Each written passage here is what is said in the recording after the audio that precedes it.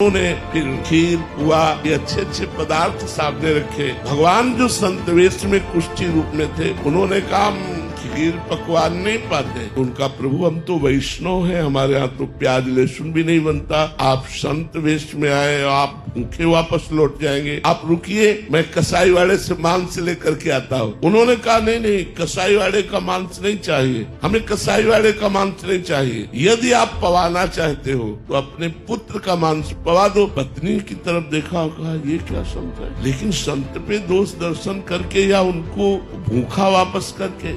उनका प्रभु यदि आपकी आज्ञा हो तो मैं अपने पुत्र की हत्या करूं और आपके लिए मांस बनाऊं। बोले मुझे इससे मतलब नहीं, मुझे पाना है, लेकिन यही घर में पाना है, बाहर से कुछ लाना नहीं। जे हुए अपने पुत्र की हत्या करने के लिए उद्यत हुए, देवी भगवान प्रकट हुए। उनका बस मैं यही देखना चाहता था कि संत के ऊपर तुम्हारा कितना समर्पण है। उन्होंने फिर खीर पुआ ये अच्छे अच्छे पदार्थ सामने रखे। भगवान जो संत वेश में कुष्ठी रूप में थे, उन्होंने कहा खीर पकवान नहीं पाते। उनका प्रभु हम तो वैष्णव हैं, हमारे यहाँ तो प्याज लहसुन भी नहीं बनता। आप संत वेश में आए, आप भूखे वापस लौट जाएंगे, आप रुकिए, मैं कसाई वाले से मांस लेकर के आता हूँ। उन्होंने कहा नहीं नहीं, कसाई वाले का मांस नहीं चाहिए, हमें कसाई वाले का मांस नहीं चाहिए। यदि आप पवाना चाहते हो तो अपने पुत्र का मांस पवा दो। पत्नी की तरफ देखा, कहा ये क्या संत है, लेकिन संत पे दोष दर्शन करके या उनको भूखा वापस करके। उनका प्रभु यदि आपकी आज्ञा हो तो मैं अपने पुत्र की हत्या करूं और आपके लिए मांस बनाऊं। बोले मुझे इससे मतलब नहीं, मुझे पाना है, लेकिन यही घर में पाना है, बाहर से कुछ लाना नहीं। जे हुए अपने पुत्र की हत्या करने के लिए उद्यत हुए,